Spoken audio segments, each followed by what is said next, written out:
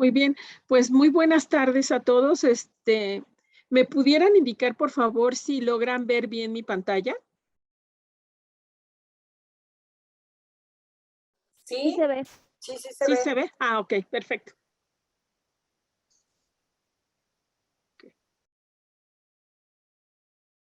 Bueno, en esta ocasión, pues vamos a ver lo relacionado con las aplicaciones que se tiene de la farmacoeconomía en los campos que hemos mencionado de clínica, cuestión hospitalaria, farmacia comunitaria. Nada más que en este sentido, bueno, en sus comentarios que me habían puesto el día de ayer, que si se podían ver, digamos, en relación a cierto tipo de fórmulas que tenemos que emplear. Bueno, en este caso, en la primera parte que di la introducción de la cuestión de farmacoeconomía con el uso racional de medicamentos, digamos que en su mayoría son las relacionadas con costo efectividad, costo utilidad, costo-beneficio, las que vamos a ir aplicando. Ahora, ¿cuáles son las bases de las que debemos de partir? Recuerdan que habíamos platicado el día de ayer que era importante que en este caso los datos que nosotros obtenemos sobre el desarrollo de la investigación que estamos haciendo y estos datos que vamos retomando con respecto a este desarrollo, deberíamos de ver que nuestros datos tengan una distribución normal, o sea, que puedan coincidir con una campana de Gauss o una distribución normal. Y bueno, los puntos de partida para hacer los estudios de este estilo, pues ya les había mencionado, pues está en función de la media, la mediana, la moda y la dispersión y el grado de distribución de datos. Nada más que obviamente que en estadística los vemos así, de esa manera, pero ya en farmacoeconomía pues los vamos a ver aplicados. En este caso, esta presentación es a base de los trabajos que se hicieron tanto en la Universidad Autónoma Metropolitana, como en España, ya tiene tiempo, en el 2000, mm, no recuerdo bien si fue entre el 2006, 2009, este, lo, as- ahora sí que las autoridades sanitarias se vieron en la necesidad de poder implementar un curso para las personas que o los profesionales que estaban dando el servicio de farmacia comunitaria para que pudieran integrarse un poco más y enterarse de qué son los estudios farmacoeconómicos y de lo que yo les comentaba también el día de ayer, que realmente en esta parte de la farmacia comunitaria, pues es una fuente de datos muy importantes que se pueden trabajar para poder empezar a hacer estudios farmacoeconómicos. Así como aquí en México existe el curso en línea para las personas que están frente a farmacia, que es de sí calidad y en la distribución de los medicamentos, allá hubo un tiempo en que se hizo también un curso a nivel de, también igual en línea, pero en relación a cuestiones farmacoeconómicas. Entonces encontré un pequeño ejercicio que se me hizo interesante para podérselos enseñar y que lo pudieran ver un poquito más vivencial, ¿sí? La, la demostración. Bueno, vamos a empezar. Vamos a empezar con la primera tesis, una tesis de que es de estudios de farmacoeconomía de citrato de clomifeno contra anastrozol en la inducción de la ovulación para el tratamiento de infertilidad en mujeres. En este caso son del grupo 2 de la OMS, y tenemos que son pacientes ambulatorias que van a asistir a la UMAE, Hospital de Ginecobstetricia número 3 de la raza. A ver, ¿cómo se hizo el estudio? Bueno, se tomaron en consideración a 25 pacientes que fueron reclutadas, un grupo de citrato de clomifeno y 5 pacientes con el grupo de anastrozol. En este caso, bueno, para el desarrollo se determinaron costos médicos directos, los costos no médicos directos, costos indirectos, a partir de expedientes de los pacientes, cuestionarios aplicados a pacientes, entrevista a un panel de expertos y la base de datos administrativa del hospital. Fueron los elementos que se tomaron en consideración para poder llevar a cabo esta evaluación farmacoeconómica. También se realizó una revisión bibliográfica exhaustiva sobre la información de los medicamentos evaluados. Esto es, se buscó en la literatura las dosis, efectos adversos, la forma en que las presentaciones farmacéuticas que existen en el mercado en relación a este tipo de medicamentos, ¿sí? Y indicaciones terapéuticas y su grado de eficacia. Para eso se hace, en este caso, los estudios bibliográficos, con la finalidad de después hacer una evaluación de los artículos, porque digamos que cuando nosotros hacemos este tipo de información encontramos mucha cantidad de artículos que tenemos que generar nosotros nuestros parámetros de inclusión y exclusión de estos mismos artículos. Y a partir de ellos, entonces poder nosotros seleccionar los que realmente nos van a aportar a nosotros suficiente información en relación, en este caso, pues a los dos activos, que era el citrato y el anastrozol. Y se hace un análisis de estos mediante una metodología estadística de metaanálisis. En relación a los costos, los resultados de costo y eficacia se analizan por medio del modelo analítico de Markov. Vamos a ver aquí que se usan varias técnicas analíticas, bueno, perdón, no técnicas analíticas, sino varias metodologías analíticas para poder hacer la determinación del manejo de los datos que tenemos para poder sacar un resultado. Bueno, en el caso de este trabajo, nos dice que el citrato de clomifeno resultó ser el medicamento más exitoso en la inducción de la ovulación, además de ser también la terapia con menor costo total promedio por paciente. ¿Qué fue lo que se hizo? O sea, ¿cómo es que llegaron a esta conclusión? Bueno, hay 10 pasos muy importantes para desarrollar el análisis costo-efectividad. En este caso es desarrollar la pregunta de investigación, hacer el diseño del análisis, obtener los datos. Una vez que los obtengo, pues los tengo que organizar, evaluar los errores de los datos obtenidos. En este caso, de los datos que se obtienen, tenemos que ver cuáles de estos datos, si nos parecen extraños o nos llama la atención o nos salta a la vista así de que no es que este dato puede ser que esté mal, entonces tenemos que aplicar una prueba estadística para saber si el dato se conserva o si el dato se rechaza.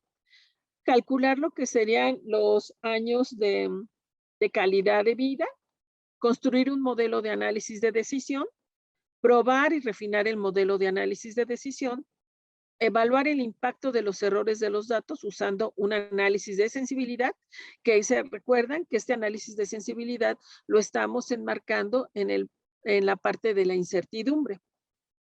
Preparar los resultados de estudio para su publicación o presentación. Digamos que cuando nosotros vamos a hacer el desarrollo de un estudio farmacoeconómico, tenemos que tomar en consideración estos 10 pasos que nos van a orientar a nosotros para cómo tengo que hacer, cómo tengo que empezar. O sea, tengo mis datos, a lo mejor puedo hacerme la pregunta, pero ¿y luego qué hago? Y entonces es una manera como guía para poder ir desarrollando el trabajo.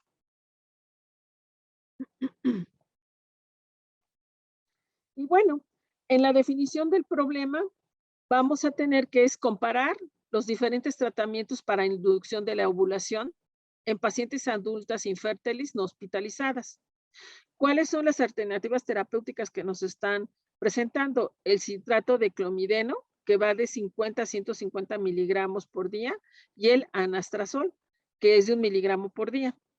Dice, ambos se administran en los días 3 al 7 del ciclo menstrual. O sea, ya tenemos la definición y cómo es que va a funcionar la terapia terapéutica. Población. En este caso, la población estuvo compuesta por mujeres adultas no hospitalizadas con infertilidad debido a la anovulación. Horizonte temporal de evaluación. Se dice, el seguimiento de los pacientes se realizó hasta que la inducción de la ovulación fuera exitosa o hasta que un periodo máximo de 6 meses en caso de que no haya ocurrido la ovulación. ¿sí? En este caso, ya cuando hablamos nosotros de nuestro horizonte temporal de evaluación, ya vamos a marcar el periodo en que vamos a hacer el estudio y los datos que vamos a obtener.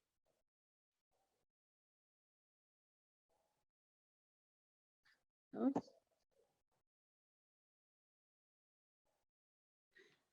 ¿Cuál es la perspectiva del estudio? Se realiza desde la perspectiva de un hospital del sector público de México, la UMA, Hospital Gineco-Obstetricia número 3, La Raza. Tenemos que tomar en cuenta cuáles van a ser las salidas, o sea, voy a hacer el estudio y qué es lo que tengo que ver como salidas de este estudio. Es a lo que nosotros vamos a llamar outputs. Y sería la efectividad primero, en este caso, pues, que se logre la ovulación y al final lo que se esperaría que hubiera embarazo. Tenemos que tener atención sobre los efectos adversos que desarrollan o que se puedan desarrollar durante la ingesta de los medicamentos, que puede ser dolor, incomodidad abdominal, dolor de cabeza, náusea, vómito, calambres y fatiga, ¿sí? Eso lo tenemos nosotros como salidas.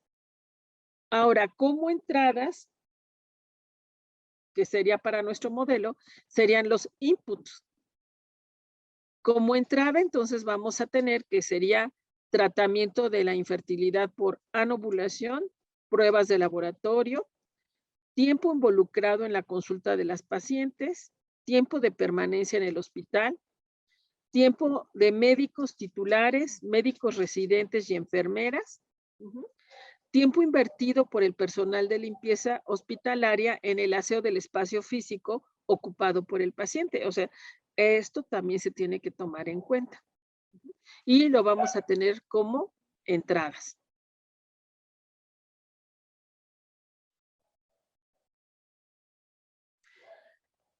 Las otras entradas que vamos a tener, pues serían los efectos adversos. Si en este efecto adverso que se está desarrollando, puede haber una discontinuidad temporal, o sea que si en este caso, si el efecto adverso nos está ocasionando o nos compromete el bienestar de nuestro paciente, pues entonces se tiene que retirar el medicamento y pensar en una terapia de alternativa, ¿sí? O en su caso, si esa discontinuidad, o sea, el momento que manejamos o la dosis y se logra controlar el efecto adverso, eso también lo tenemos que tomar en consideración. ¿Cuáles son los tratamientos hacia los efectos adversos que se llegarán a desarrollar? Tenemos que tomar también en consideración costos no médicos directos e indirectos, costo debido a la pérdida laboral, costo asociado al transporte de los pacientes y sus acompañantes y otros costos adicionales. ¿Esto qué nos va a permitir a nosotros hacer?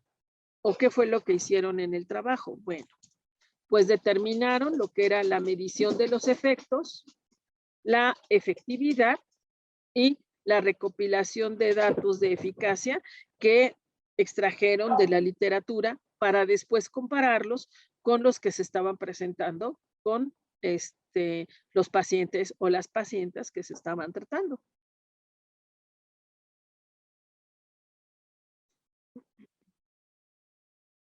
Y entonces tenemos que sacar un intervalo de valores utilizados para el análisis de sensibilidad del modelo.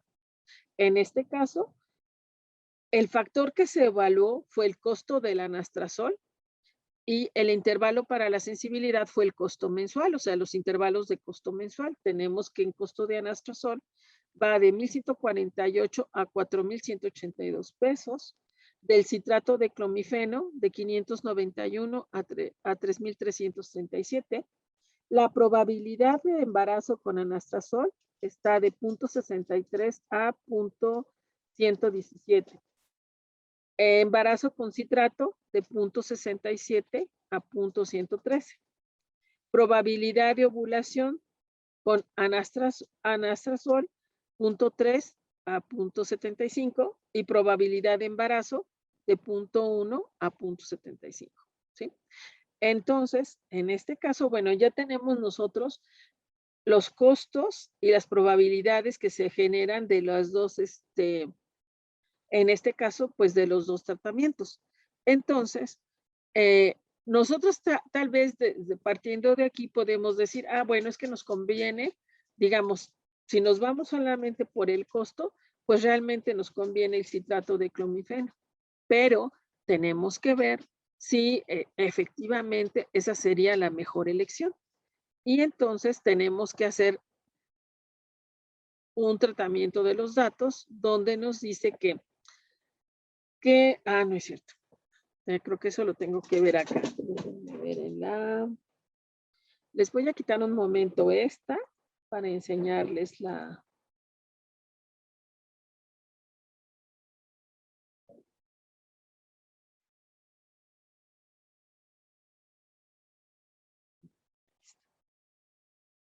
¿Sí logran ver el PDF?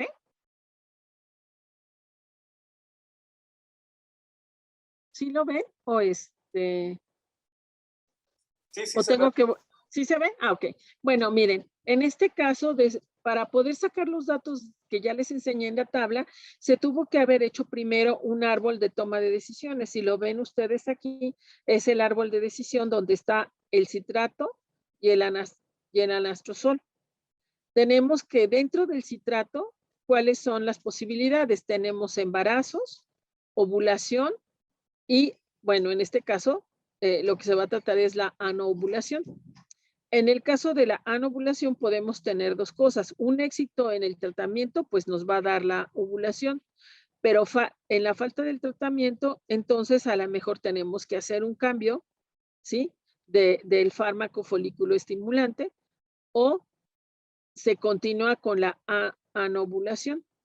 En el caso del cambio, podemos hablar puede ser un éxito del tratamiento o falta de tratamiento. Si hay un éxito del tratamiento cuando se ha hecho un cambio de la folículo estimulante, pues logramos el embarazo. Y tenemos que puede haber embarazo o puede haber ovulación. Esto es con respecto, ¿sí?, a lo que pudiera suceder en anovulación. Vamos con el citrato, pero ahora en ovulación, pues podemos tener que a lo mejor pudiera presentarse anovulación, o sea que en este caso seguiría sin éxito. Hay ovulación y en la ovulación podemos tener dos desenlaces, que en la ovulación se presente el embarazo o por lo menos se tenga la garantía de que exista la ovulación. Ya ven que en el trabajo pusieron como horizonte temporal, pues los máximo hasta los 6 meses que se presentará la ovulación. Luego tenemos el otro, que sería anastrozol. Y hacemos exactamente lo mismo, ¿sí? Y es lo que se le llama, este es un tipo de árbol de ciclos de Markov, donde se trata la infertilidad femenina por anovulación. Y se hace exactamente lo mismo. Tenemos 3 tipos de desenlace que pudiera ser el embarazo, la ovulación o que se continúe con la anovulación. En el caso de la ovulación, tendríamos que ver si hay ovulación y embarazo, o sigue solamente la ovulación, o persiste la anovulación. En el caso de cuando hay persistencia, bueno, pues tendríamos que ver si hay cambio de fármaco o de medicamento para poder lograr lo que se quiere en el tratamiento. Pero es una manera, digamos, en que uno puede acomodar, digamos, las variables que a uno le interesa con las diferentes respuestas que nos pueden estar dando ahora sí que los fármacos, ¿no? Y también, espero que se vea bien, es que hay una parte de la tesis que no se ve muy bien las gráficas. Miren, en esta parte hagan de cuenta que es exactamente la misma cuestión relacionada con el árbol de decisiones, pero esta vez se está tomando en consideración los gastos. O sea, podemos nosotros también dentro de nuestro árbol hacer, poner los gastos que se generan de acuerdo a los tratamientos de lo de la tabla que les enseñé anteriormente, ¿sí? Y a partir de eso también hacer un análisis. En este caso, bueno, tenemos los dos árboles de ciclos de Markov para poder hacer el análisis de la respuesta. Una vez que tenemos los resultados, ¿sí?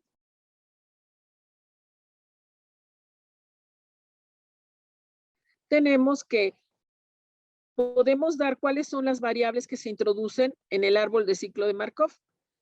Tenemos las variables, ¿sí? Que son los costos que puede tener el medicamento anastrozol y citrato, la probabilidad de los embarazos. La definición, digamos, para este tipo de variables sería costo mensual promedio por paciente con el tratamiento de anastrozol. Es de 1970.75.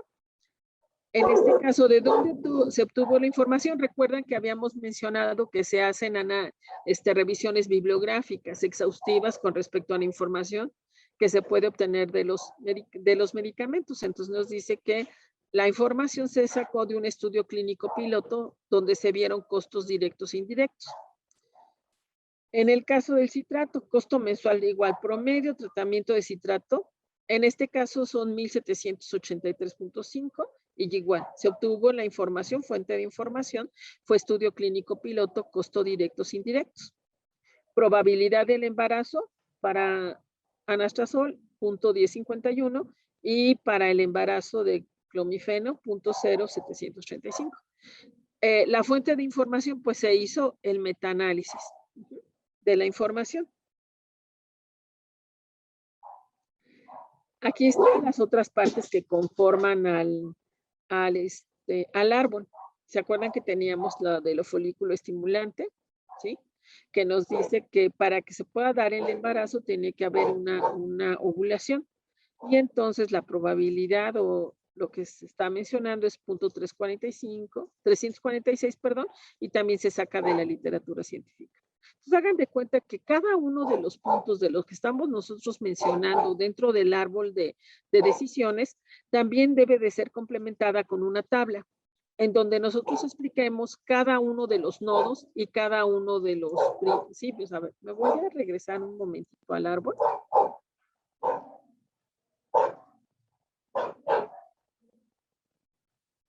¿Sí?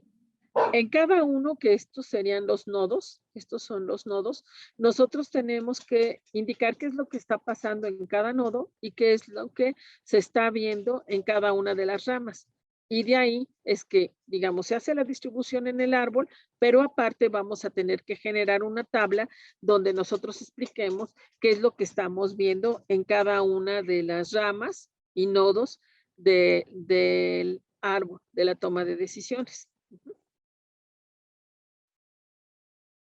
Déjenme ver si hay otra cosa.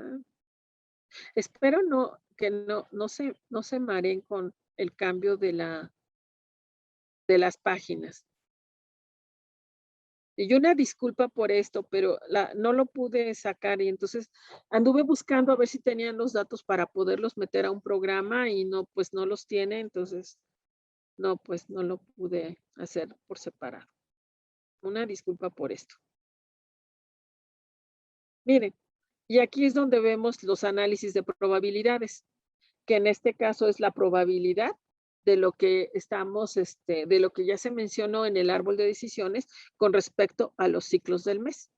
Y podemos ver entonces en esta gráfica cómo se tiene que ver la parte del embarazo, la ovulación, ¿sí? Que sería, a ver, déjenme ver, sí, esta es la ovulación. Esta sería la probabilidad de éxito en el embarazo. Y bueno, en este caso, pues se espera que la anovulación sea superada. Y como son dos fármacos, tenemos que hacer 2 análisis de probabilidad de Markov para los dos. Y aquí está el del citrato.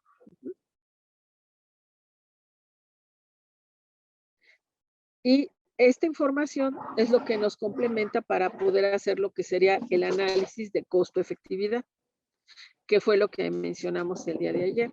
Y se acuerdan que en el de costo-efectividad, bueno, habíamos mencionado el aumento del porcentaje o el costo de la calidad de vida.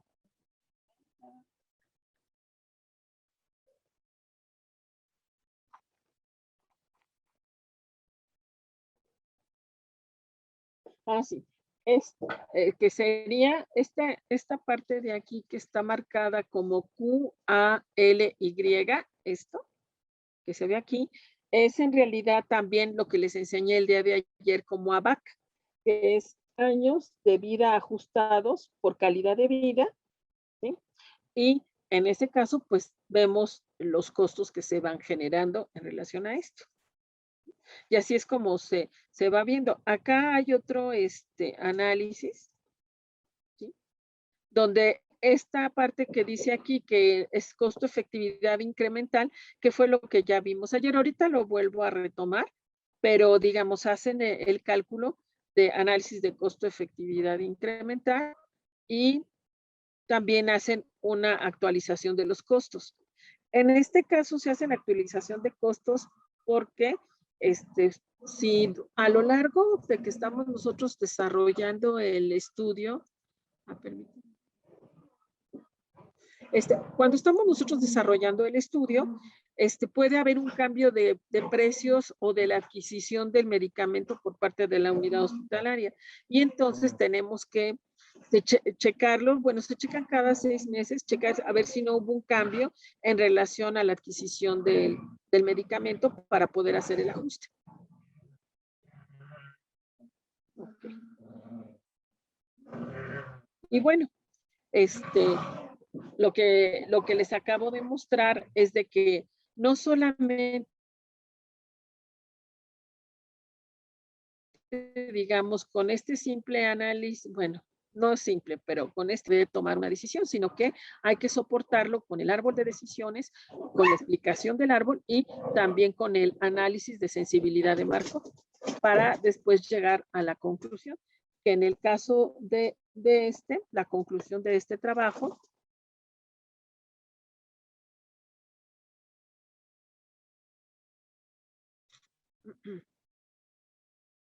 nos dice que el citrato de clomifeno resultó ser el medicamento más exitoso en la inducción de la ovulación, además de ser también la terapia con menor costo total promedio por paciente. Y como nosotros lo vimos ahora sí que en la tabla, pues efectivamente es así. Pero ya con las gráficas y todo tenemos la manera de poder soportar lo que estamos diciendo.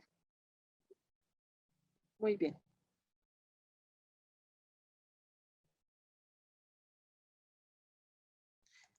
Para no marearlos, déjenme nada más rápido. Ahora vámonos con esto.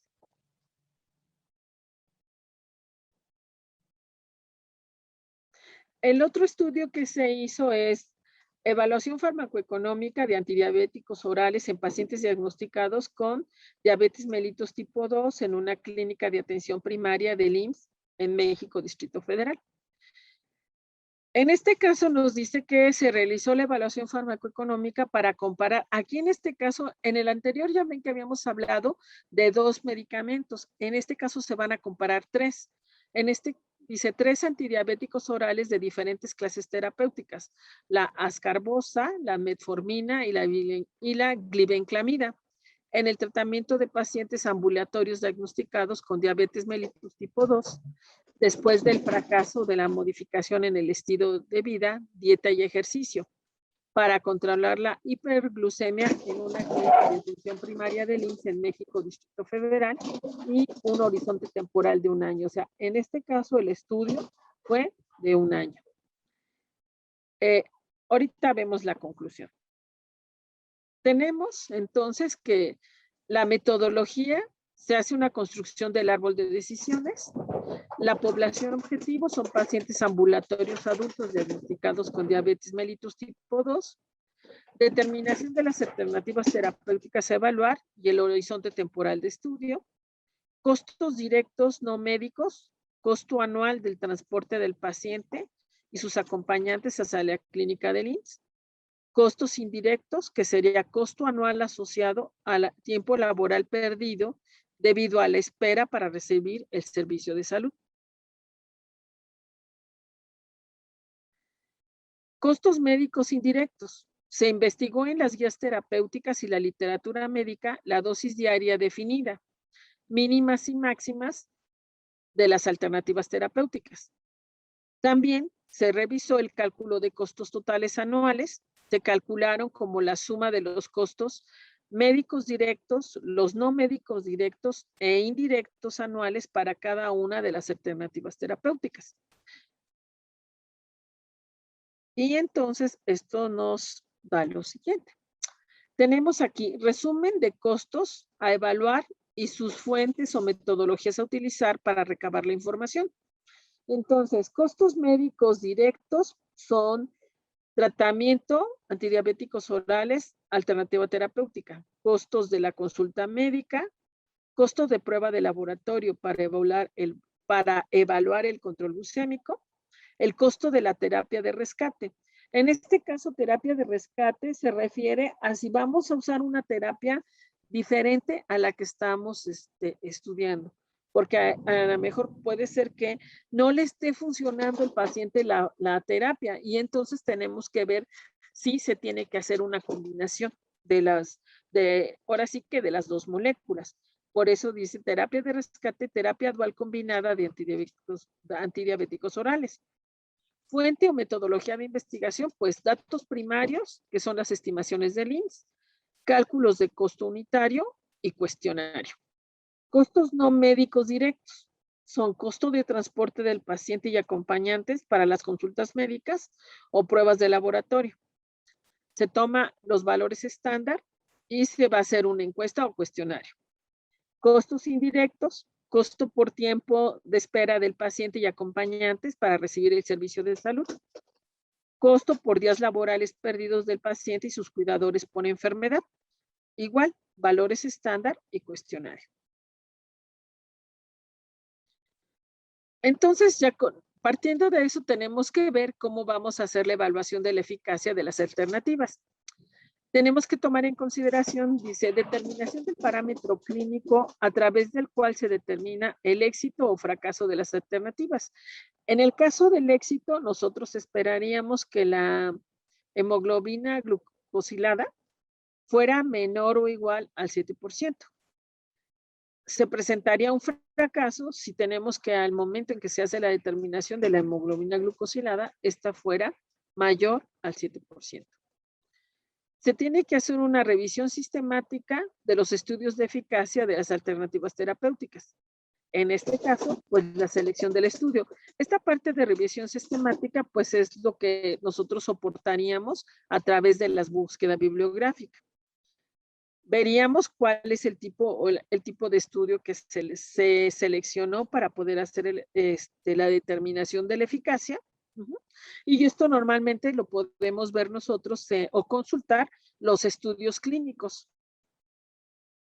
que se hayan realizado o que estén reportados en la literatura. Conversión de los resultados de eficacia de continuos a dicotómicos.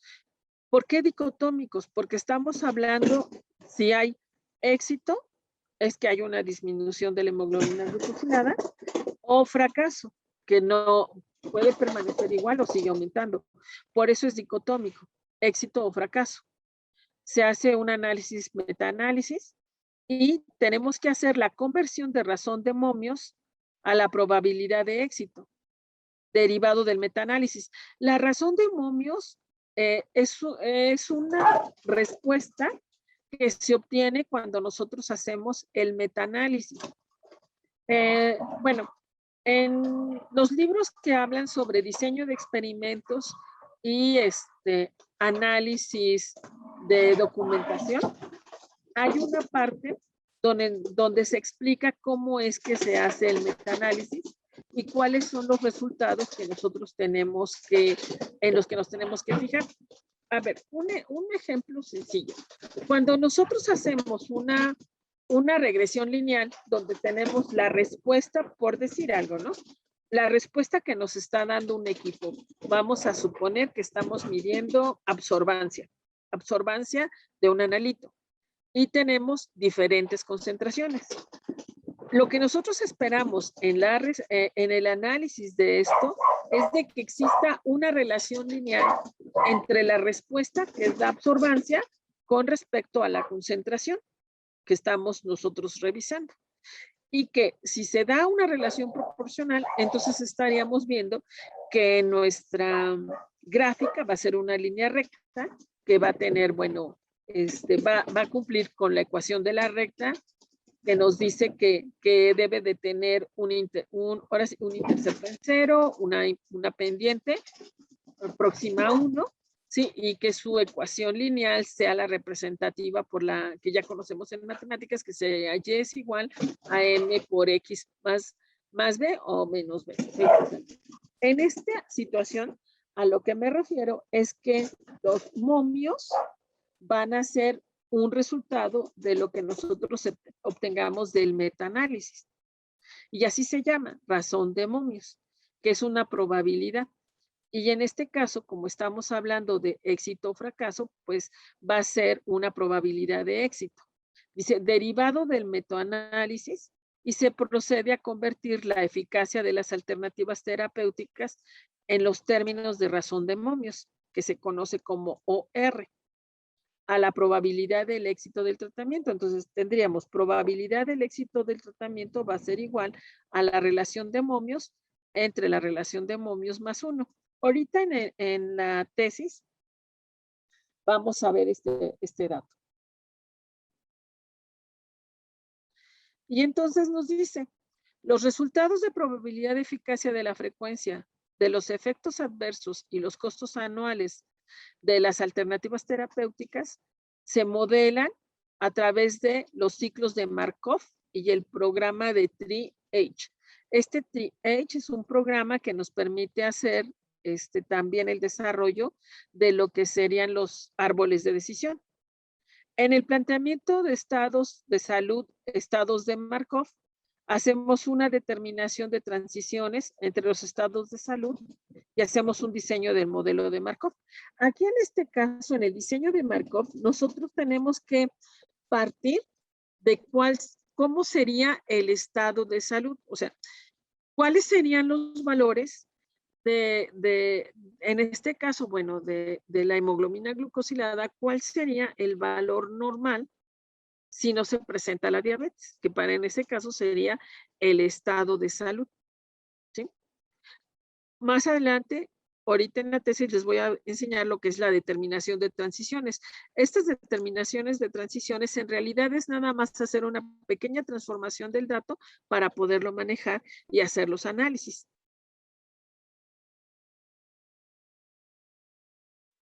En este caso, pues tenemos que hacer una determinación de la extensión y número de ciclos, estimación de la probabilidad de la transición, la construcción del árbol de ciclos de Markov, llenado y programación del árbol de ciclos de Markov, cálculo de las relaciones costo-efectividad, análisis de costo-efectividad incrementada, frecuencia de efectos adversos, análisis de probabilidades, actualización de costos y análisis de sensibilidad.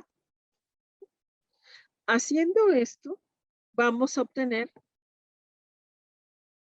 el siguiente resultado, donde vamos a tener nosotros los cálculos de la probabilidad de éxito utilizadas en el análisis de sensibilidad, donde tenemos, bueno, a la metformina, glibenclamida, ascarbosa, y a la combinación de metformina más glibenclamida y glibenclamida más metformina. Esta ICE es intervalo de confianza al 95% de la razón de momios que se obtiene por el metaanálisis. Como estamos hablando de intervalos de confianza, pues vamos a tener un valor mínimo y un valor máximo correspondiente a cada uno de los fármacos. Tenemos lo relacionado con la probabilidad del éxito del metaanálisis, ¿sí? En este caso, se hace la determinación por medio de la ecuación de las probabilidades, pues cuál sería la probabilidad de éxito con la terapia. Y al final tenemos la probabilidad de éxito al fin de cada ciclo. Esto de que se refiere de cada ciclo, vamos a ver de qué se trata. Permítanme.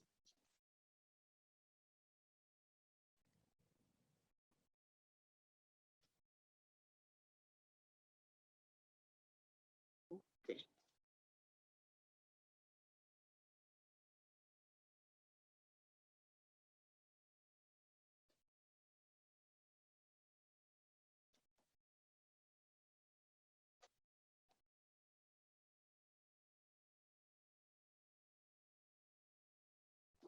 Déjenme enseñarles lo de la razón de momios.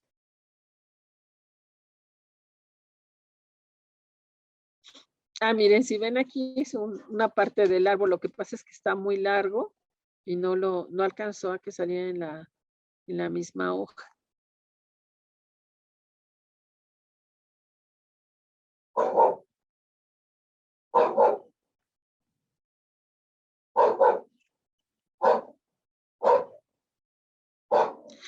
Esta es otra ecuación que podemos nosotros usar, que es la probabilidad del éxito del estado 1 al 2, que en este caso sería del control de la hemoglobina glucosilada del tratamiento a un tiempo. R sería el riesgo por unidad de tiempo, donde tenemos que, bueno, es 1 menos 1, dejen abrirla un poquito, a ver si no se pixelea, que sería 1 menos 1 entre E elevado, ¿sí? En este caso, sería al tiempo, bueno, riesgo, que sería R, que sería este término de aquí, por tiempo, que es la duración del estudio.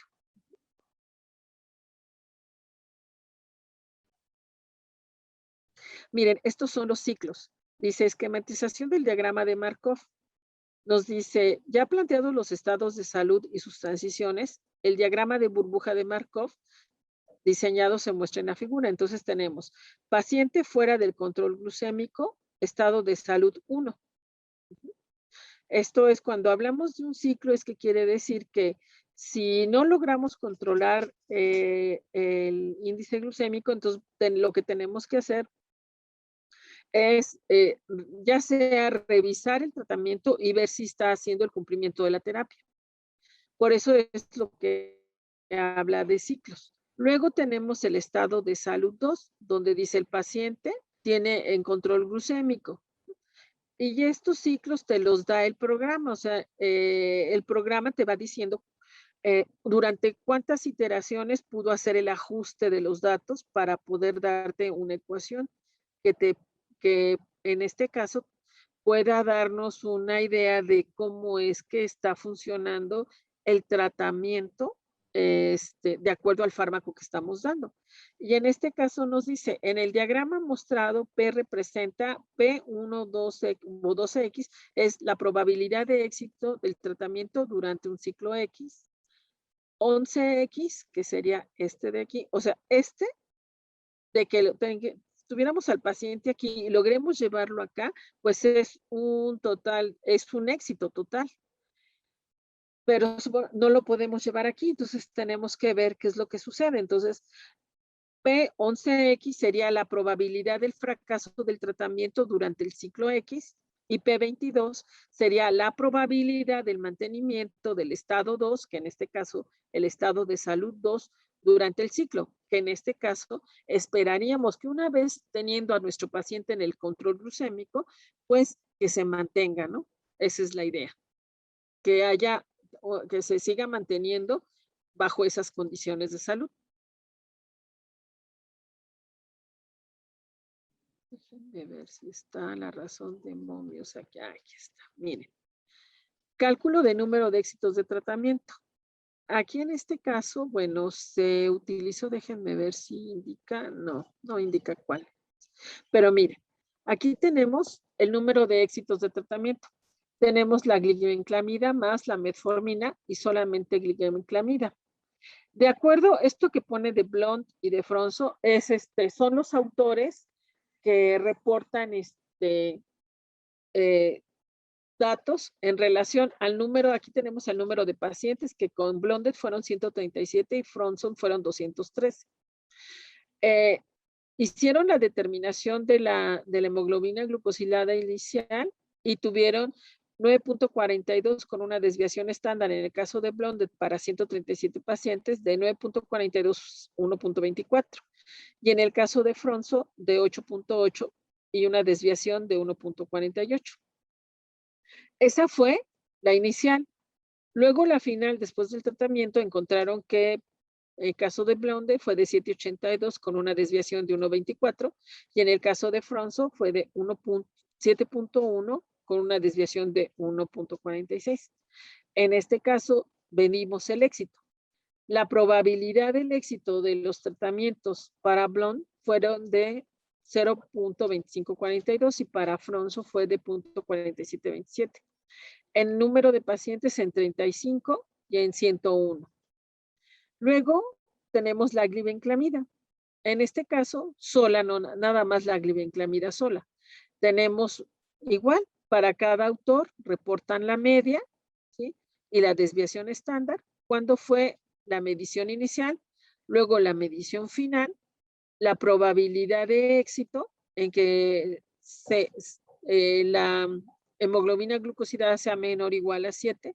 Tenemos que en el caso de Blonded para la glibenclamida es de 0.0478 con el número de 6 pacientes y para Defronso de 0.1189 con 25 pacientes. Se toman los datos y se pone el estudio y lo que se obtiene cuando se hace el análisis de momios, miren aquí aparece la razón de momios.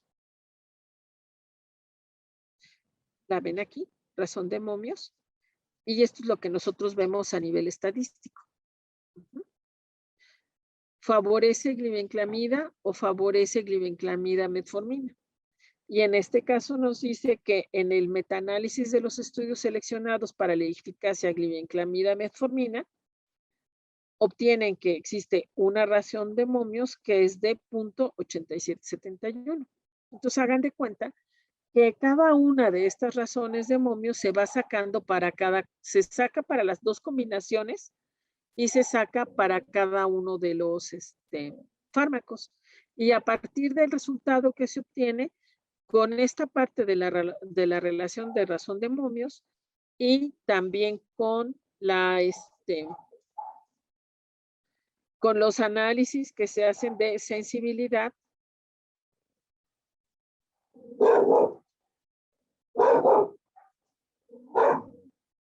que es lo que viene aquí, miren.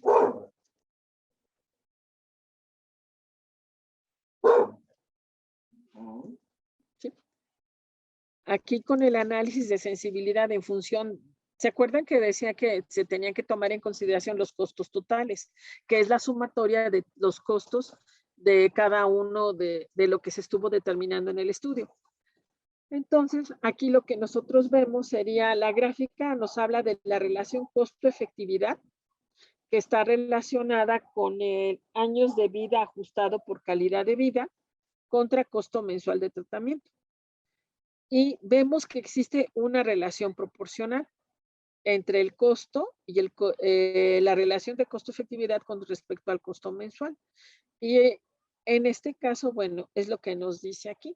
Dice, en la figura 33, que es donde estamos viendo esta relación, nos dice, muestra que la relación costo-efectividad es directamente proporcional al costo mensual, ya que se obtuvieron líneas rectas. También se puede observar que en los rangos de incertidumbre estudiados de los costos totales mensuales de las alternativas terapéuticas, las relaciones costo-efectividad muestran el mismo orden, es decir, la glibenclamida permanece como la alternativa de más costo-efectividad, seguida por metformina y por último la ascarbosa, que es lo que nosotros estamos viendo aquí. Y en este caso, analizando este tipo de gráficos junto con otro gráfico que les voy a presentar aquí,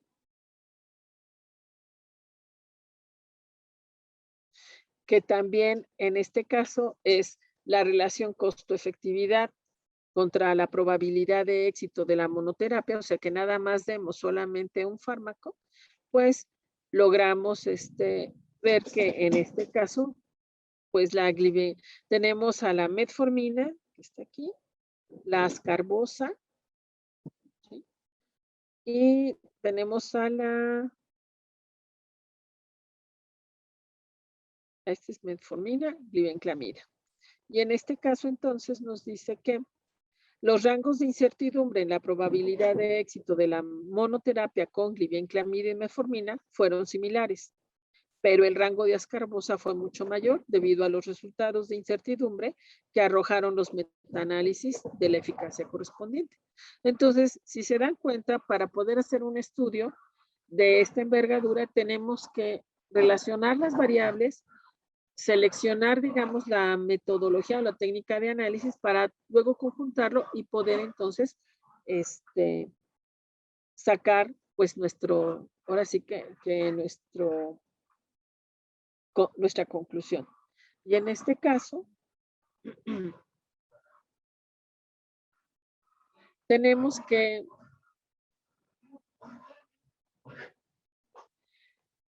el intervalo de valores de costo utilizado para el análisis de sensibilidad, tenemos que el costo mensual de metformina, un valor mínimo es de 160.79 a 267.99. Costo mensual de glibenclamida, 156.96 y 261.60. Costo mensual de ascarbosa, de 205.18 a 341.97. Entonces, ahora sí que la selección, en este caso, ustedes, ¿cuáles seleccionarían?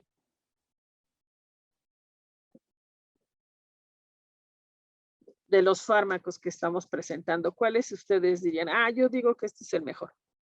Glibenclamida. Muy bien, vamos a ver qué es lo que nos dicen en el estudio.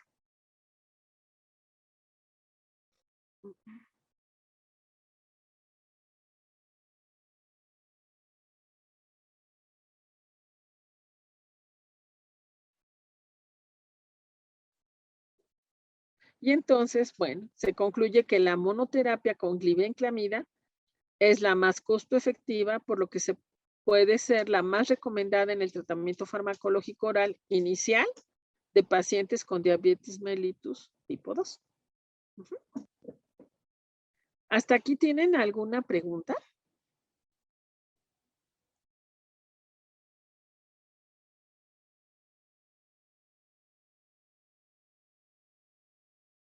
Muy bien, déjenme ver.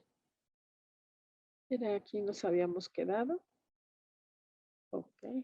¿Sí? Entonces, estuvo bien. La que se selecciona es glibenclamida e inclusive con los gráficos que vimos, bueno, aparte de que abatimos el costo para el paciente, realmente su efectividad frente a metformina es muy similar. Y la idea es de poder seleccionar este tipo de fármacos como tratamiento inicial. Ahora tenemos otro tipo de estudio, que es estudio de costo-efectividad de agentes antihipertensivos en el sector privado. En este caso nos dice el propósito, perdón, ahí en el chat.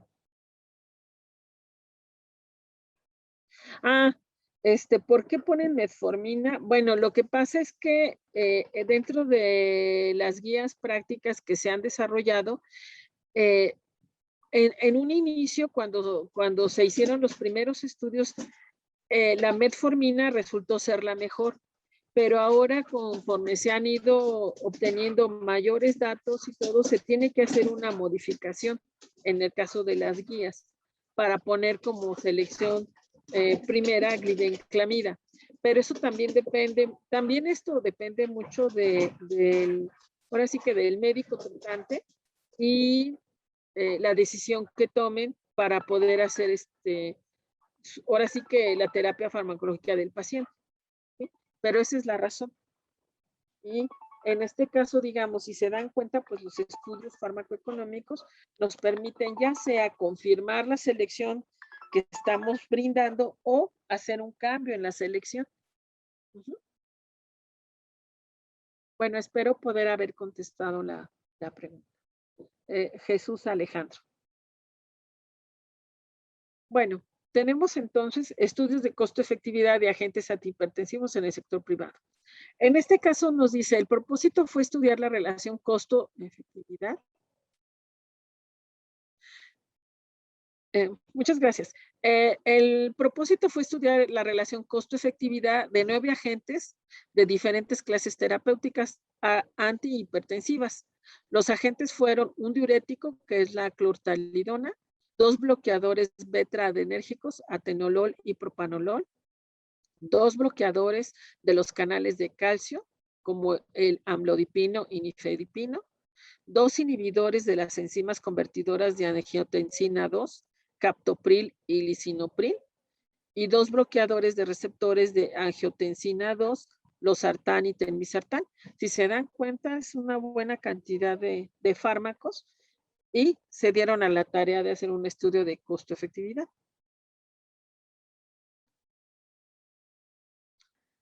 En este caso, se realizó un estudio retrospectivo de los meses de enero a diciembre del 2005, bajo la perspectiva del sector privado.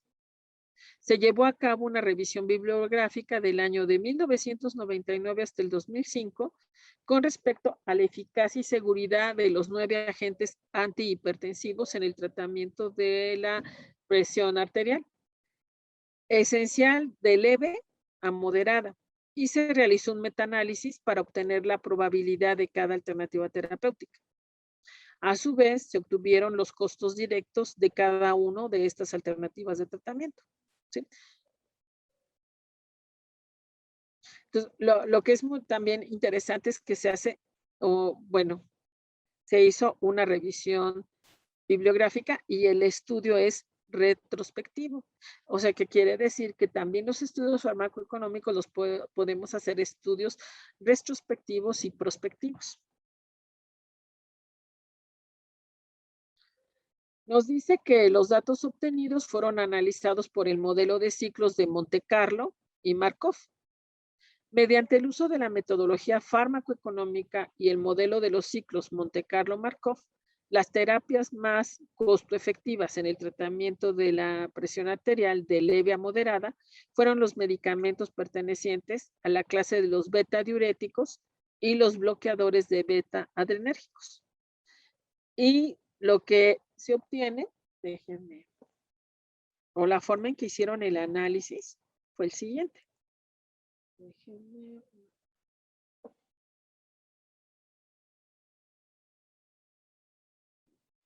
A ver si es este.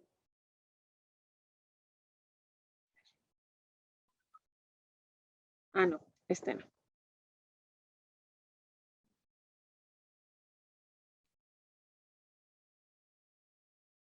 Ah, aquí está, que es el relacionado con.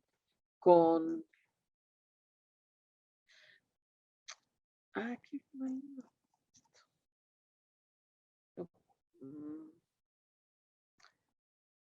Lo que yo quería enseñarles es cómo fueron viendo los costos de los tratamientos, pero no chequé esta parte de la tesis, que está volteado. Pero bueno, déjenme enseñarles. Bueno, estos son los análisis de Markov. Déjenme el árbol.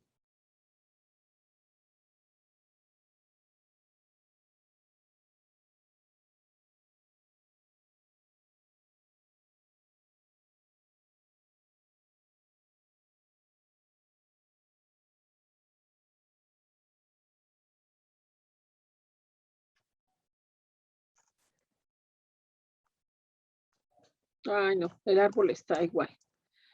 Bueno,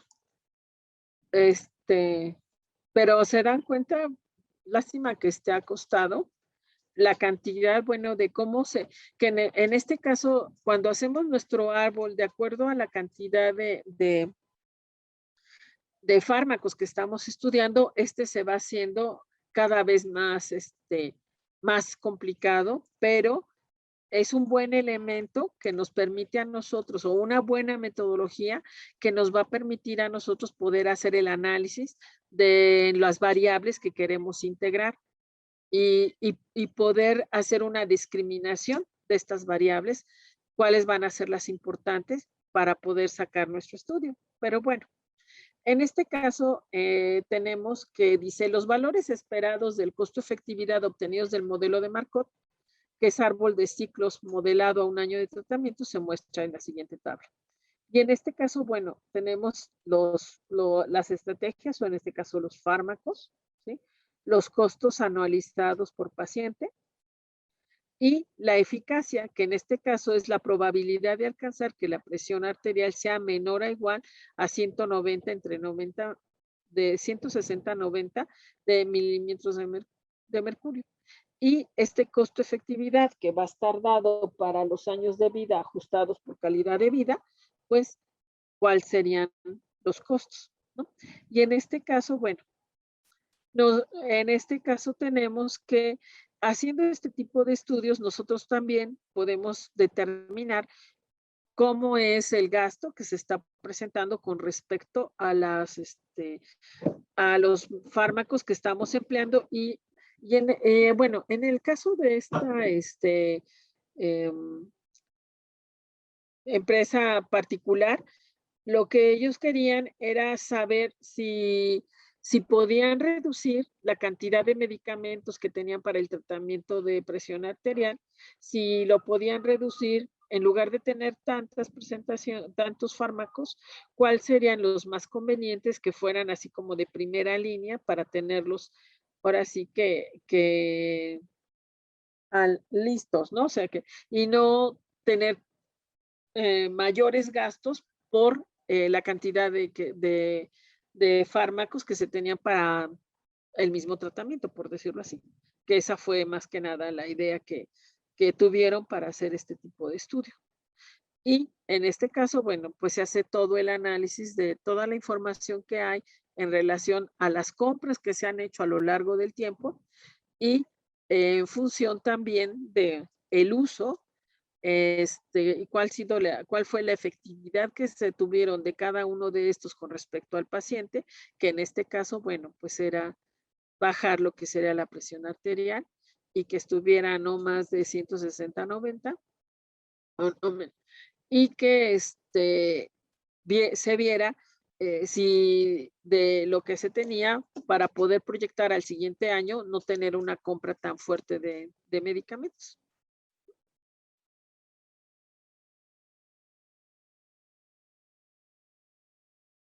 Ok.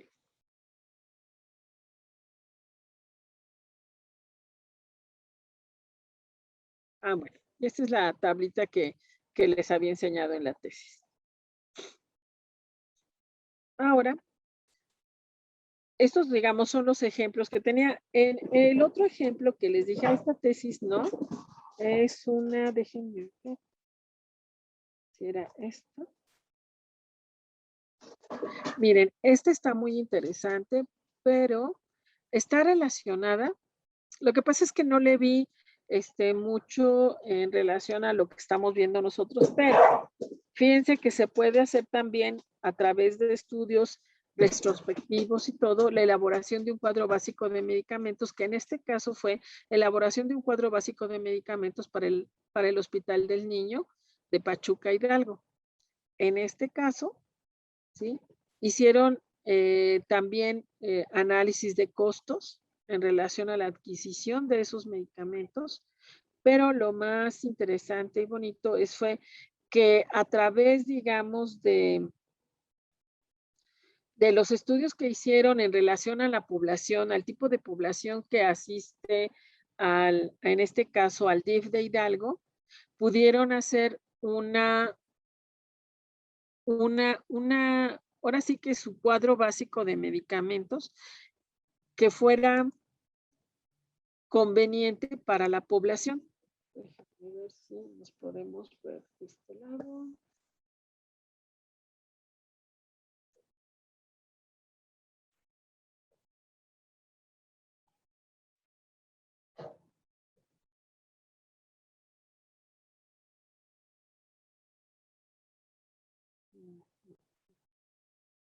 Aquí es la parte que les quería enseñar. Déjenme ver.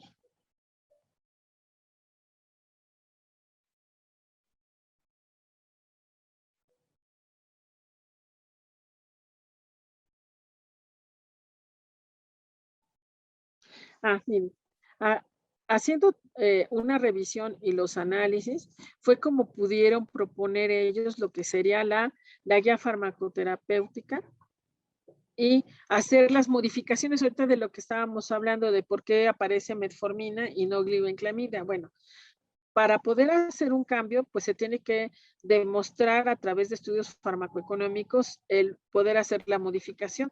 Y en este caso, bueno, este estudio pues permitió el que pudieran desarrollar su guía farmacoterapéutica a través de estudios retrospectivos y análisis de la población, el tipo de enfermedad que se tratan en el hospital y a través de esto poder generar esto que son a través de estudios farmacoeconómicos y poder especificar cuáles serían aquellos fármacos que deberían de estar como de aporte principal para el tratamiento de los pacientes que asisten al DIF. Eso fue lo que se me hizo interesante. Nada más que sí busqué que tuvieran, digamos, la relación de las ecuaciones que habíamos visto y eso. Nada más mencionan que hacen metaanálisis y que hacen toda una relación de bibliográfica con respecto a ciertos, porque ya tenían ciertos fármacos que se estaban usando. Entonces hicieron una revisión en relación a estos fármacos y a partir de ahí y de lo que, y ahora sí que cuáles enfermedades eran las que tenían desatendidas porque no había medicamento dentro del hospital y fue como fueron conformando todo el análisis completo. ¿Sí? Nada más en este caso era eso lo que quería que vieran. Bueno, entonces ahora vamos a otro ejemplo. Este ejemplo es de lo que yo les mencionaba. Este sí lo saqué de esa, que lo proponen para poder preparar ahora sí que a los profesionistas que están dentro de una farmacia comunitaria. Y lo que les enseñaron en ese momento es cómo determinar la valoración de la eficiencia de un fármaco. Dice, valoración de la eficiencia de un fármaco en un servicio de farmacia comunitaria. Dice, la decisión de incluir o excluir una nueva tecnología en el arsenal de ofertas por un servicio de salud tiene consecuencias importantes, por lo que es razonable esperar que se adopten criterios científicos y económicos rigurosos que pongan su eficiencia en el punto de mira. O sea, en este caso, lo que es más importante va a ser la eficiencia. ¿Qué es lo que hicieron? Nos dice que la estimación de la eficiencia, en este caso comparada, porque se acuerdan que decíamos que para poder hacer un estudio de este estilo tenemos que hacer una comparación. O sea, no es nada más sobre una presentación farmacéutica o sobre un fármaco, sino que de preferencia tiene que haber que sean de comparación. ¿Sí? Entonces, aquí en este caso nos dice, la eficiencia se puede conceptualizar como el cociente entre los beneficios obtenidos mediante una tecnología sanitaria y los recursos utilizados para su obtención. En realidad, esto no es representar una ecuación, sino que es nada más explicar lo que dice aquí arriba, que la eficiencia sería una relación entre los beneficios obtenidos y los recursos utilizados. Así es como medimos la eficiencia. Entonces, para poder empezar a hacer este tipo de estudios, supongamos, dice, si una tecnología A se obtienen 10 unidades de beneficio B y se utilizan 1000 unidades R, en este caso R es el recurso, ¿sí? B es el beneficio. Entonces, tenemos que plantearnos las posibles preguntas que van a anteceder a lo que vamos a hacer, o sea, a la determinación que vamos a hacer. Entonces, en este caso, tenemos la primera tabla que dice situaciones posibles en la comparación de los beneficios y la utilización del recurso, asociado a dos tecnologías, A y B. Supongamos dos medicamentos, ¿no? Primera situación, que pudiera ser que el recurso de la opción B sea menor que el recurso de A y que el beneficio de B sea mayor al beneficio de A. Bueno, en esta primera situación que pensaríamos sería, pues elige B.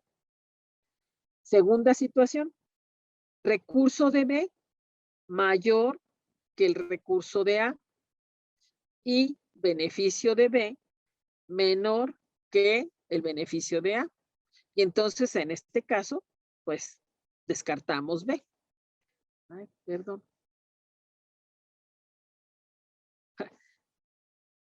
¿Sí lo estaban viendo bien cuando lo tenía así? Que no lo tenía en presentación, porque yo estaba acá toda emocionada y no me había fijado Sí, que se lo veía. tenía. ¿Sí? Okey. Sí, dije: "No, a la mejor yo estoy acá toda emocionada", y ella dice: bien por usted", ¿no? Okey. Luego tenemos la siguiente situación, que sería que el recurso de B es menor que el recurso de A, y el beneficio de B va a ser menor al beneficio de A. En este caso, pues, tenemos una indecisión menor.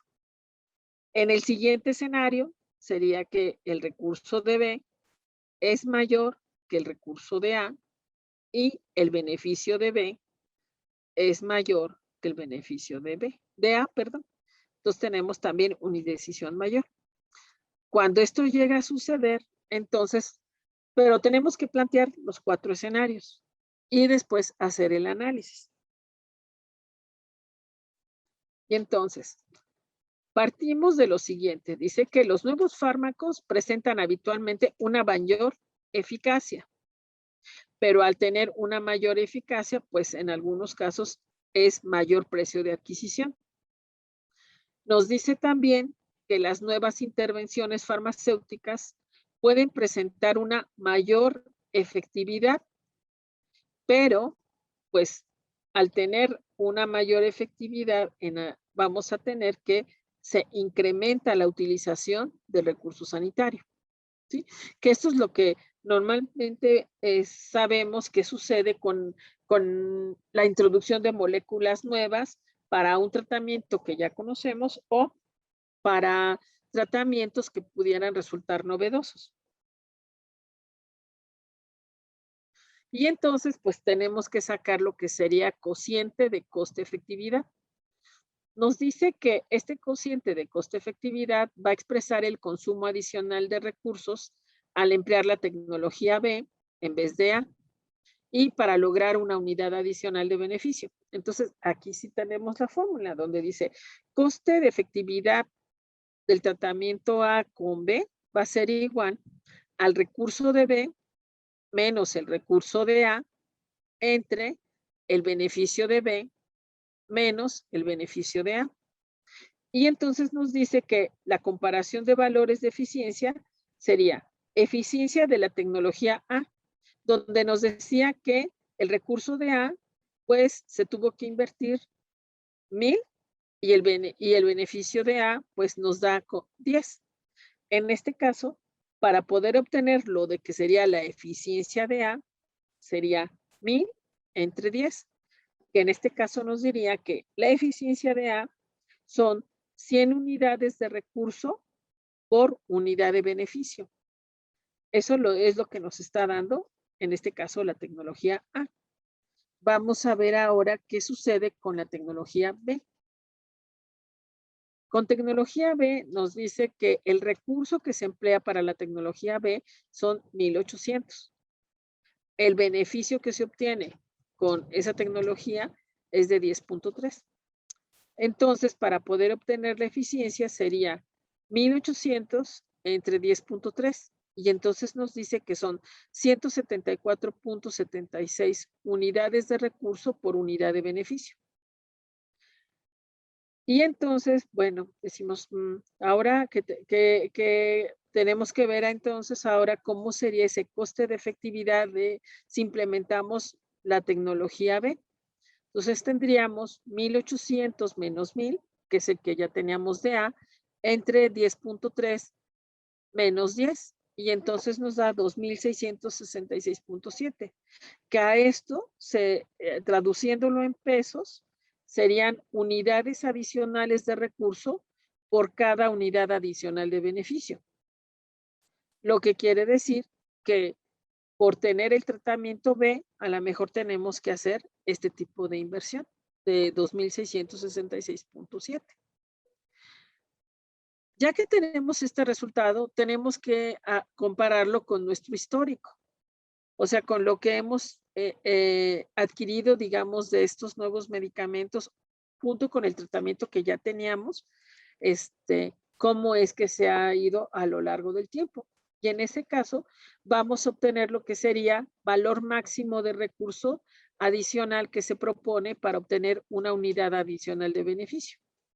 Y entonces tenemos en la tabla 2, nos dice variación del coste medio por receta facturada a través de la Oficina de Farmacia en el Sistema Nacional de Salud de España.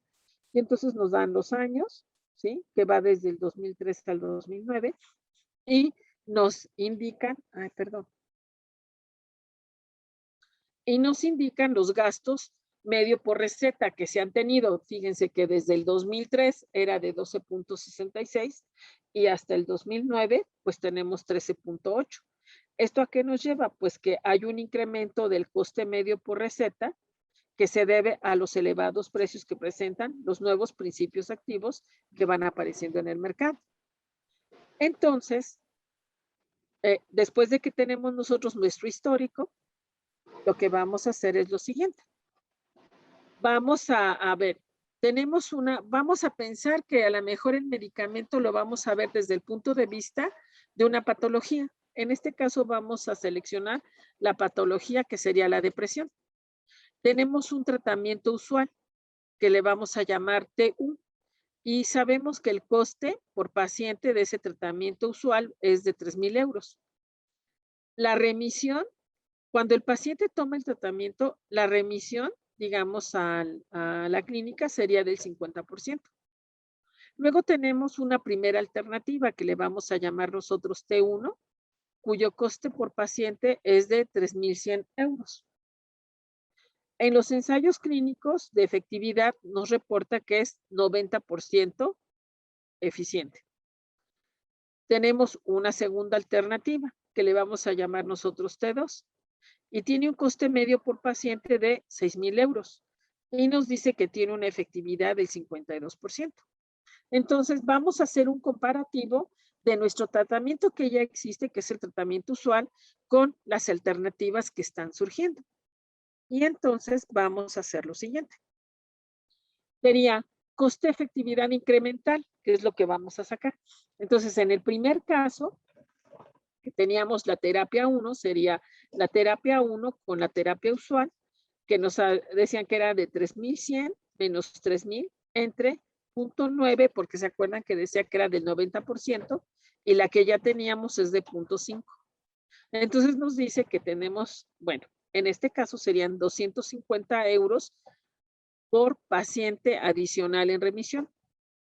Vamos a hacer ahora la comparación con T2, que sería la segunda alternativa, que en este caso nos dice que serían 6,000 menos 3,000 entre 0.52, porque nos decían que esta tratamiento 2 era el 52% de efectividad, menos 0.50, que es del tratamiento que ya tenemos. Y entonces nos da que para el tratamiento 2 serían 150,000 euros paciente adicional en remisión.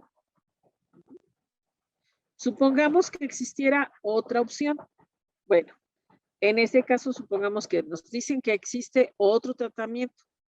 Entonces vamos a ver tratamiento 3 contra el tratamiento que ya teníamos.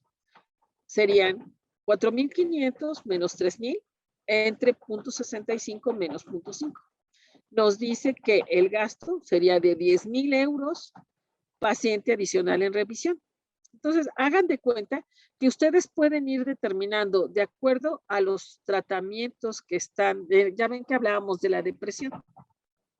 De los tratamientos que hay para depresión, podemos ir sacando lo que sería el coste-efectividad incremental. Y esos datos de coste-efectividad incremental lo podemos representar nosotros a través de una gráfica. Y esta gráfica, pues sería el coste sobre el resultado obtenido. En este caso, el resultado al que nos estamos refiriendo es a la remisión. Y lo que hacemos es que cuando nosotros ponemos esta gráfica, vamos a puntear en esta gráfica todo lo relacionado con la determinación que hiciéramos del coste de efectividad incremental, o sea, del anterior, de esto. coste-efectividad incremental es lo que nosotros vamos a graficar aquí. ¿Sí? En esta pendiente que nos está indicando aquí, que es lambda, esta lambda está relacionada a la parte de coste-utilidad o coste de beneficio, ¿sí? En algunos casos, podemos tenerla nosotros, de la información que tenemos sobre los medicamentos que se usan para la depresión, nos pueden decir, sabes, el coste de utilidad que se tiene con respecto a este tipo de medicamentos es tanto. Y a partir de ahí tú puedes generar tu curva, bueno, tu línea recta de lambda. Ahora, los datos que quedan cuando nosotros hacemos los datos de lo que hemos determinado, los datos que quedan abajo de esta línea recta es lo que sería coste efectivo. Y entonces los tratamientos o los medicamentos que queden aquí serían los adecuados para hacer la elección y no tener gastos honorosos sobre euros. En cambio, los que quedan arriba de la línea recta, pues son descartados porque a lo mejor son muy caros y el beneficio no es tan contundente.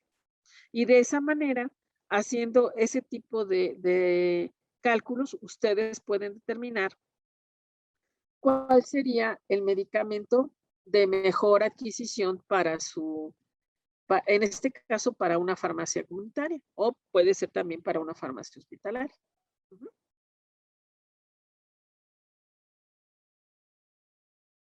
Y bueno, finalmente tenemos que en farmacoeconomía, un algoritmo para elegir la metodología farmacoeconómica es tomando en consideración el innovador o el más utilizado y la terapia estándar o menos utilizada. Entonces tenemos que la comparación estadística va a ser sobre eficacia clínica de A contra eficacia clínica de B. Si A no es más eficaz que B, entonces podemos hacer análisis de minimización de costos. Pero si resulta que A es significativamente más eficaz que B, entonces vamos a tener que hacer efecto del medicamento. Tenemos que hacer una medición del efecto del medicamento. Hay 3 formas en lo que podemos hacer. Lo podemos hacer en unidades clínicas, que sería análisis de costo-efectividad. Podemos hacer unidades económicas, que sería análisis de costo-beneficio, o unidades de utilidad, análisis de costo-utilidad. En el caso de análisis de costo-efectividad, podemos tomar en consideración, bueno, unidades específicas para la investigación de la enfermedad subyacente, que en este caso sería análisis de costo-efectividad, que es el estudio clásico, que es de los que les enseñé en las tesis. Años de vida ganado sería, en este caso, análisis de costo-efectividad en el tiempo de vida. Porque se acuerdan que en los estudios que hacemos tenemos que hablar del tiempo. Entonces, esta es una manera en lo que ustedes se pueden apoyar para ver qué es lo que quieren saber y cómo le pueden hacer. ¿Y cómo se haría el diseño del estudio? Pues tenemos que ver cuál es la perspectiva, que sería perspectiva del paciente, proveedor de servicios públicos de salud, que puede ser IMSS, ISSSTE, bueno, Pemex y la Secretaría de Salud, no sé, aquí en ese, bueno, pero IMSS y ISSSTE seguro que sí. Proveedor de servicios privados de salud, que pueden ser hospitales y clínicas privadas, industria farmacéutica, aseguradoras médicas y social. Horizonte temporal, periodo en el que se consideran los resultados de un análisis, que en este caso sería la duración del ensayo clínico, que puede ser meses, años. Tiempo de vida de los pacientes también, porque depende también del tipo de desenlace. Ahora, en la parte del diseño de estudio farmacoeconómico, pues tenemos que ver la fuente de información para los estudios de evaluación económica, los ensayos clínicos. Podemos ver estudios observacionales, pero los estudios observacionales tenemos que tomar en consideración si vamos a hacer cortes, casos y controles, si van a ser de tipo transversal o si van a ser de serie de casos. para poder seleccionar el que más nos convenga. Luego hacer un metaanálisis, hacer el estudio de modelos y también tener consulta con un panel de expertos. Porque también el hecho de tener consulta con panel de expertos nos permite a nosotros poder tener una mejor valoración en relación a los atributos que puede tener los fármacos que estamos comparando.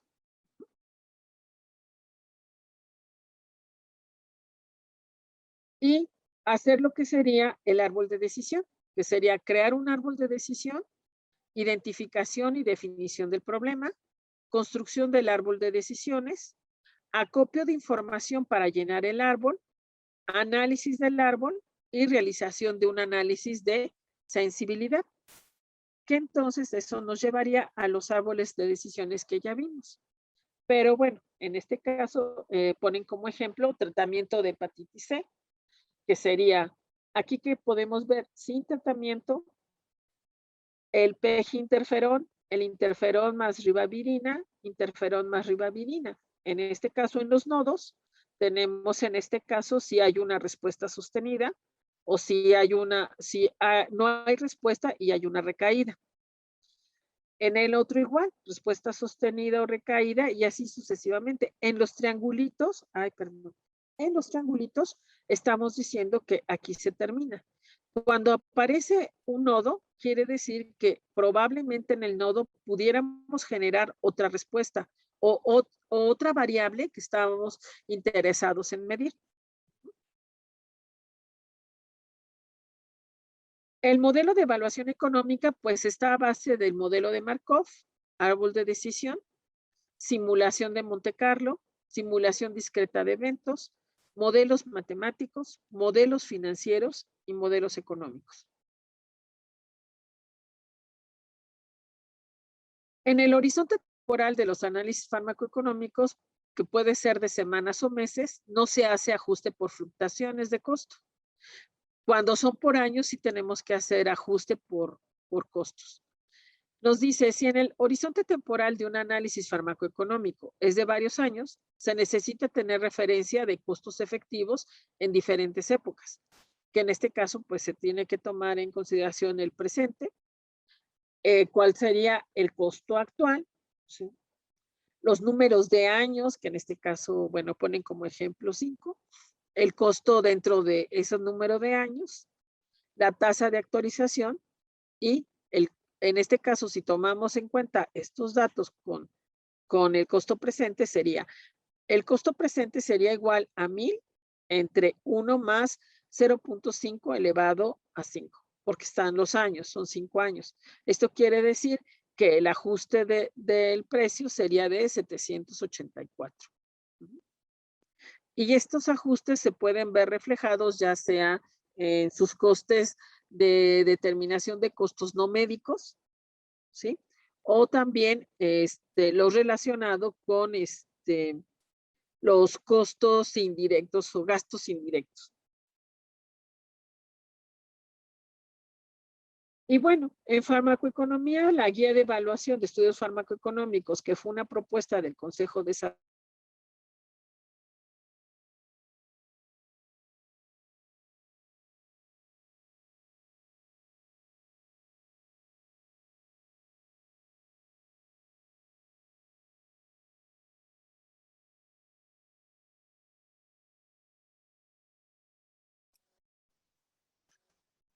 Bueno.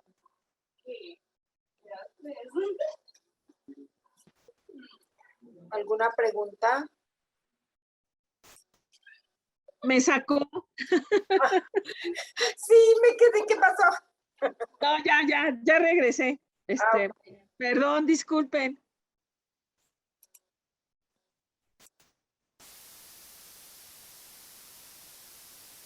Listo.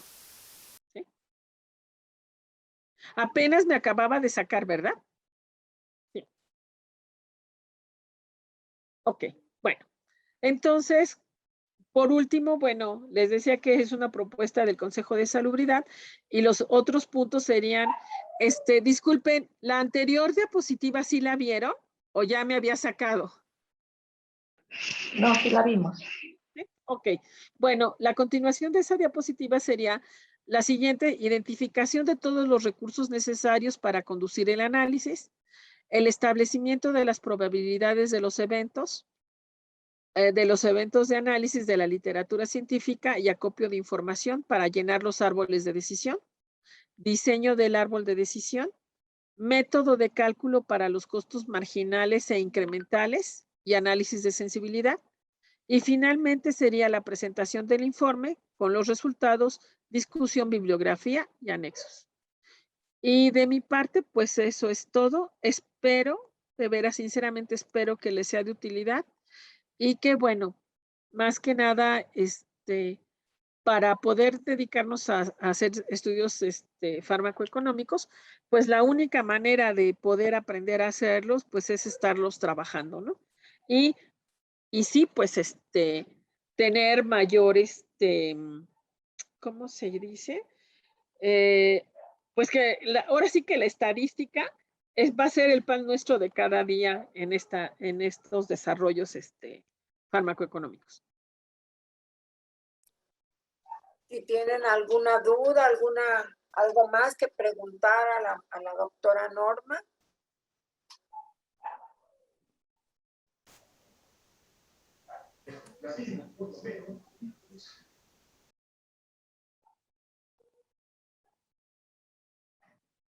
Ok, Sergio.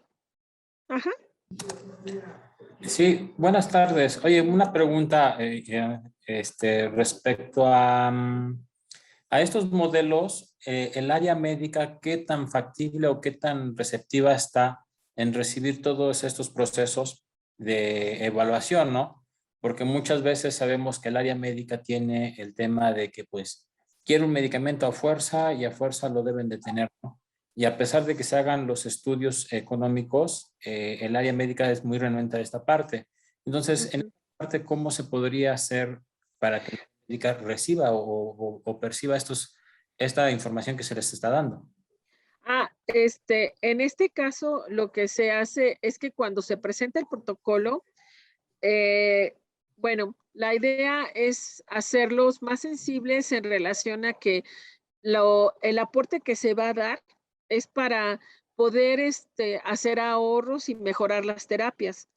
Y en algunos casos, fíjate que sí lo han aceptado, sí lo han visto con buenos ojos y que la idea de que nosotros hagamos estudios farmacoeconómicos no es para tomar en consideración si están llevando bien la terapia o si hay errores de prescripción, porque en algunos casos podemos tomar errores de prescripción, pero no se debe de tomar como que si si fuera a hacer un juicio sumario sobre el médico, sino en realidad es hacer un análisis completo y ver en qué parte está habiendo alguna fuga o falla y hacer las mejoras. Y bueno, más que nada, pues es de convencimiento y de plática. No es muy fácil, pero fíjate que sí se ha logrado tener en algunos casos sí se ha logrado tener casos de éxito que logren cambiar la terapia que ya venían manejando con su terapia tradicional, cuando se demuestra que la nueva terapia que se sugiere le reporta mejor calidad de vida a su paciente. Gracias. Sí, ok. ¿Puedo dar una opinión? Ajá, claro que sí. Sí, bueno, mira, ustedes saben, trabajo en un hospital, pero todo esto que nos ha comentado la doctora Norma, pues mucho lo podemos comentar a través de los comités de farmacia y terapéutica de los hospitales o de las unidades de salud. Y desde ahí comenzar a sensibilizar a los médicos para que conozcan que muchas veces no es el porque escojamos el medicamento más barato o el medicamento más caro, sino porque buscamos eficientar, como bien lo dijo la doctora, los medicamentos y las terapias. Entonces, muchas veces, en algunos casos, se elige el medicamento que a pesar de que es caro, sabemos que nos va a dar mejores resultados. Nosotros hemos tenido las dos, ¿cómo se dice? las dos circunstancias en el que hemos tenido que elegir el medicamento más caro y en el otro hemos tenido que elegir el medicamento menos caro, pero que nos están dando mayor eficiencia. Nada más. Gracias, Norma. Gracias. Ángeles. Sí, estos estudios son bastante interesantes, los modelos, pero también veo ahí, digamos, un poco, no se ve plasmado como tal, pero sí hay que checar también los análisis de riesgos, porque no te lo dicen dentro de los estudios económicos, pero sí puedo detectar tintes de esos análisis de riesgos con las estadísticas implícitas. Entonces, no sé, de los médicos que están en el foro, que también, pues, no sé qué implicaciones tengan esos estudios, farmacoeconómicos dentro del área clínica. Ujú. Sí, en este caso, bueno, tienes razón, si no no los resaltamos, pero sí debe de haber ya ahora, con la nueva modificación que se está dando, tenemos que hacer ya análisis de riesgos. Entonces, haz de cuenta que cuando se hace el estudio farmacoeconómico, ya debe de ir implícito el análisis de riesgo para, poder dar el hecho de que nosotros podamos proponer un cambio de terapia porque puede resultar mejor, también tenemos que indicar el riesgo que esto implica. Sí, porque es algo que ya se está pidiendo como parte de calidad.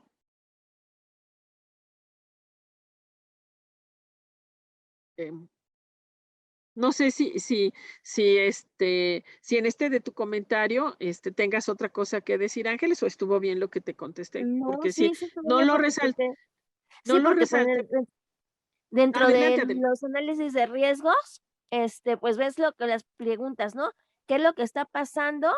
¿Qué es lo que ha pasado? ¿Y qué es lo que puede pasar para cambiar la terapia y tomar Sí, las decisiones correctas? sí. Sí, sí, sí, porque al final tenemos que hacer ahora sí que una simulación de escenarios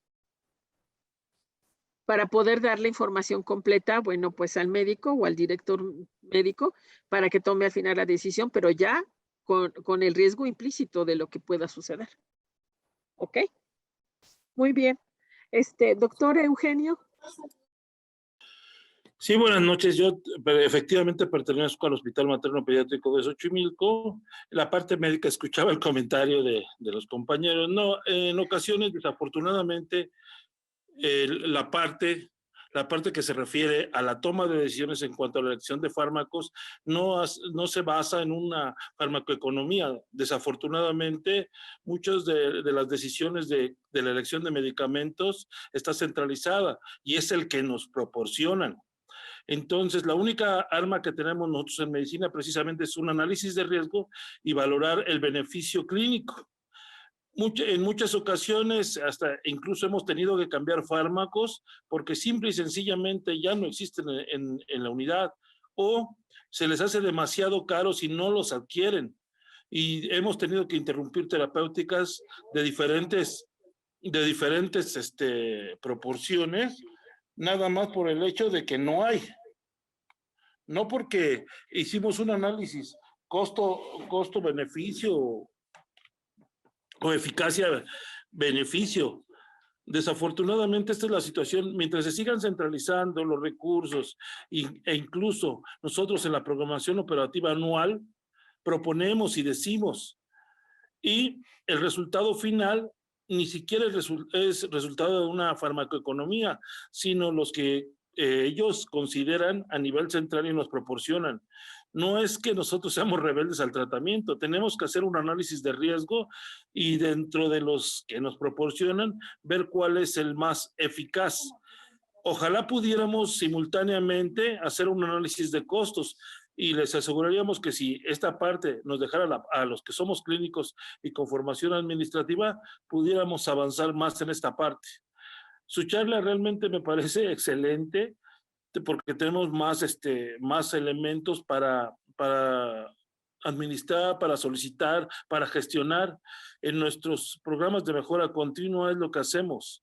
Tratamos de, mediante la parte de calidad, justificar el cambio y la eficacia, y no solamente la eficacia médica, sino el costo que llevaría al economizar ciertas áreas, obviamente nos surtirían en otras áreas que también tenemos carencias. Ese es mi comentario. Pues muchísimas gracias, doctor. No, y pues sí estoy consciente de eso, de que muchos de los medicamentos que ustedes ya reciben en sus unidades ya son preestablecidos. Y pues sí, se tiene que trabajar abajo y arriba para lograr hacer un cambio. Muchísimas gracias por su comentario. Muchas gracias, al contrario, excelente plática, gracias.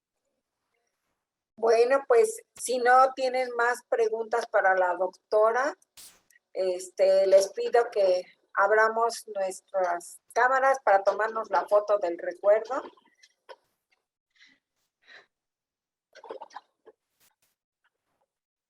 Y me da mucho gusto haber contado con todos ustedes y les recuerdo que tenemos todavía muchos cursos por delante. No dejen de seguirnos. Estamos actualizando nuestras redes sociales. Pues ya ven que tuvimos que parar un tiempo, pero ya estamos otra vez en activo. Y nuevamente, doctora Norma, agradecemos tu participación en haber aceptado ser nuestro ponente y pues esperamos sus comentarios positivos y críticas constructivas para ir mejorando pues día a día nuestras aportaciones al medio farmacéutico. No, pues muchas gracias, Pati. La verdad para mí ha sido bastante satisfactorio. La verdad es que estaba un poco angustiada por la forma en que uno, bueno, está acostumbrado, digamos, yo doy clases a estudiantes y demás, y digamos, el poder comunicarle algo a la gente que ya es profesionalizante, sí te pone un poco nerviosa, pero la verdad estoy muy contenta y que ojalá este pequeño granito de arena pueda crecer y podamos hacer un cambio, ¿no? Para que ahora sí que los servicios y atención y servicios farmacéuticos tenga una manera diferente de ver las cosas y podamos tener una mayor incursión los QFBs con los médicos. Claro que sí. Muchísimas gracias a todos. Ahí les mandamos la foto del recuerdo y hasta luego. Nos vemos en el siguiente curso. Hasta luego. Hasta luego. Gracias. Excelente noche y descansen lo que se pueda. Sí, hasta luego. Hasta luego. Nos vemos, Pati. Gracias. Hasta luego.